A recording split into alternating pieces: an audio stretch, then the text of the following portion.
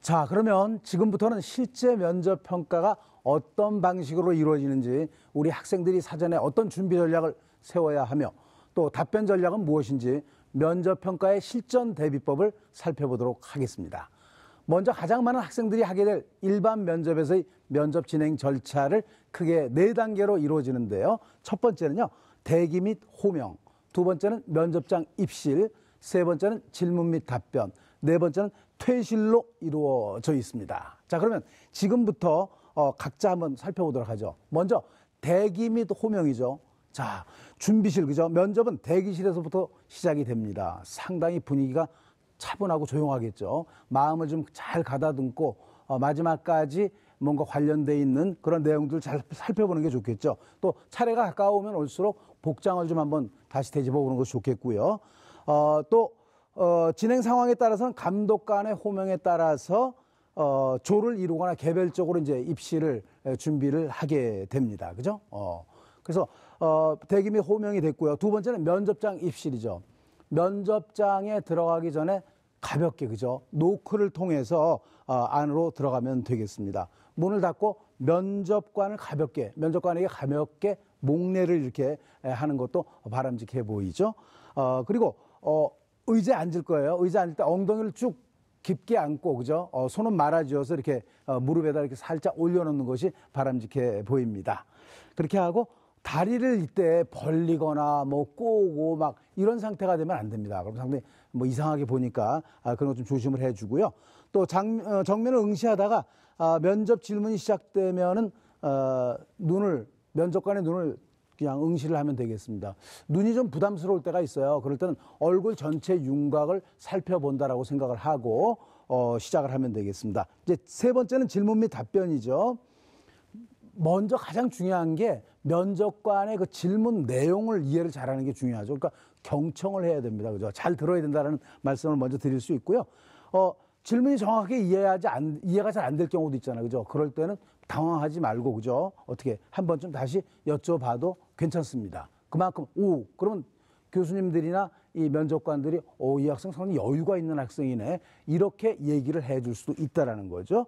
또 질문이 끝난 뒤에 바로바로 답하는 것은 뭔가 좀 외워서 답하는 듯한 그런 느낌이 있으니까 한 몇 초 정도 포즈를 한번 두는 것도 괜찮아요. 그렇게 해서 먼저 머릿속으로 살짝 논리적으로 준비를 한 다음에 대답을 하는 것이 바람직한 것이고요.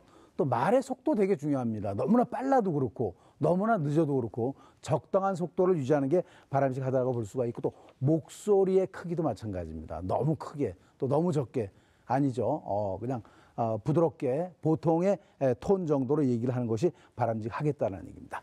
또 마지막으로 이제 면접장을 퇴실을 하게 될 텐데 끝까지 침착하게 행동을 하는 게 바람직해요.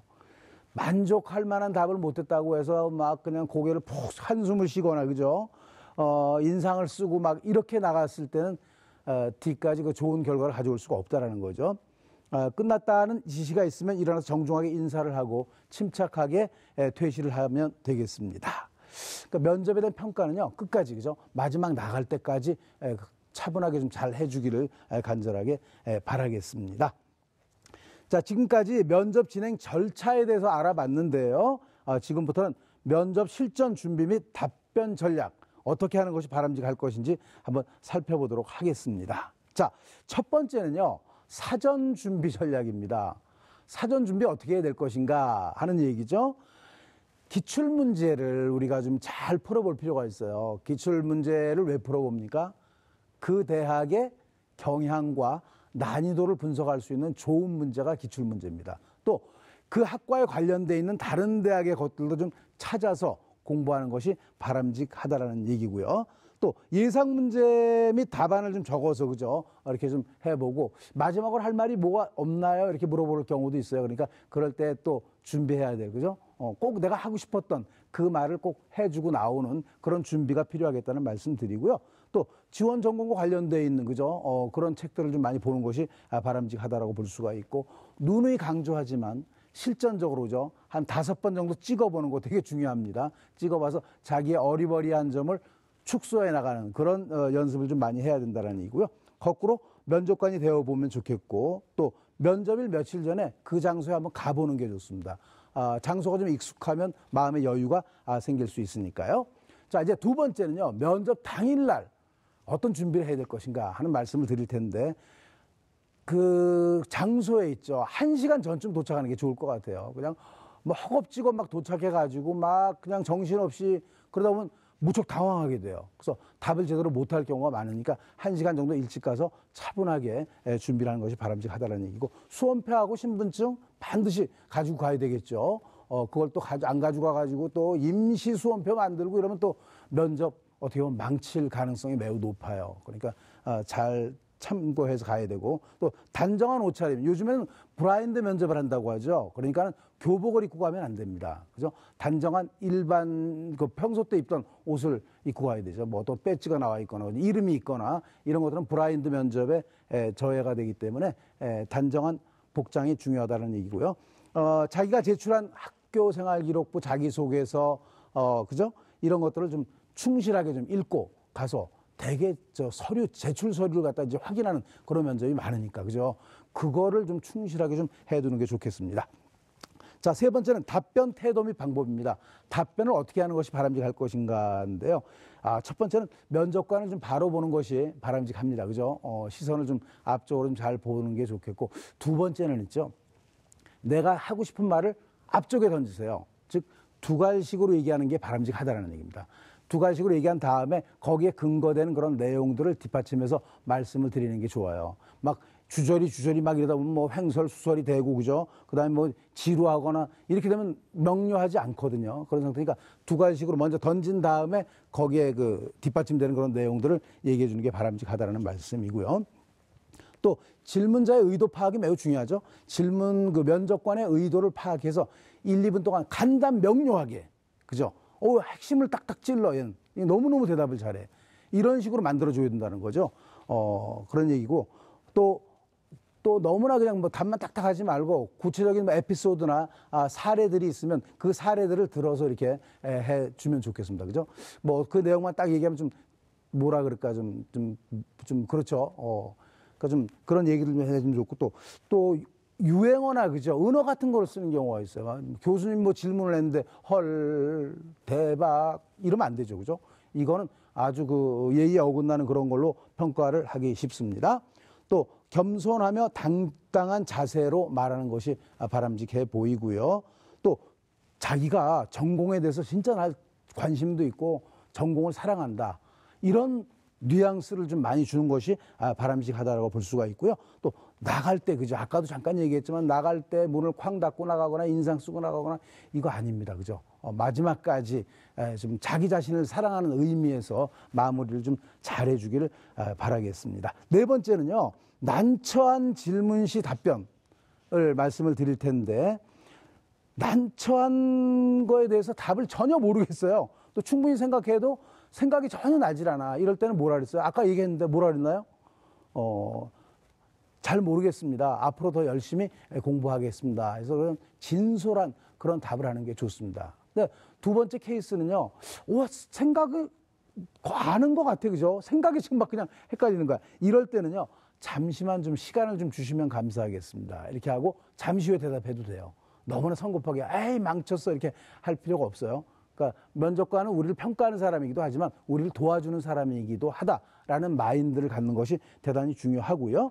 또 핵심을 또 못 이해했을 수가 있어. 그죠? 무슨 말인지 못 알아들었어. 그러면 제가 잘 못 알아들은 것 같은데 다시 한번 말씀해 주면 어떨까요? 이런 거를 질문을 하셨습니까? 이런 식으로 물어볼 필요도 있어요. 알겠죠? 근데 이거는 시뮬레이션, 진짜 연습을 많이 한 사람들은 이런 여유가 생깁니다. 그렇지 않은 사람들은 거기서 그냥 끝나버리는 거죠. 알겠죠? 그만한 여유가 생길 만큼 시뮬레이션을 많이 해주는 것이 바람직하다는 얘기고요. 마지막으로 다섯 번째, 면접의 유의사항, 꼭 피해야 될 사항들을 좀 말씀을 드릴게요. 첫 번째, 면접 시간에 늦지 않아야죠. 아까도 말씀드렸듯이 늦게 가면 허겁지겁이 되죠.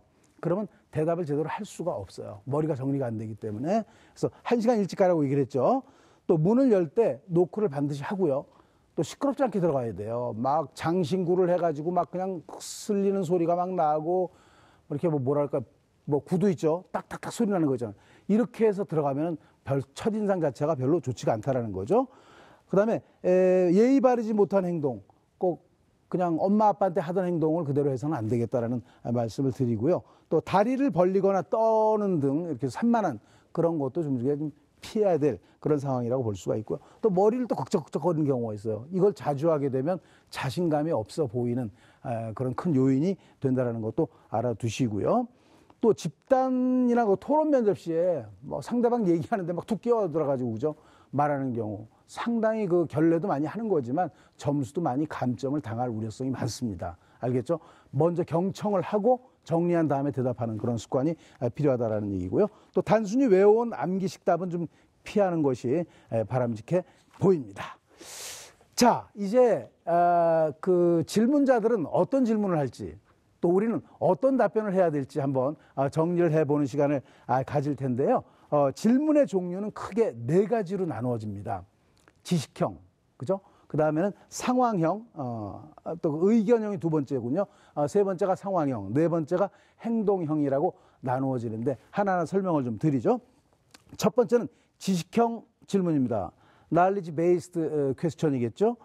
무엇을 알고 있는지를 물어보는 그것이 지식형 질문입니다. 특히 이제 교수님들이 면접에 들어왔을 때 결국은 전공과 관련되어 있는 지문을 준 다음에 전공의 기초 지식을 물어볼 가능성이 있어요. 물론 이제 고등학교 교육과정을 벗어나는 건 아니겠죠, 그죠?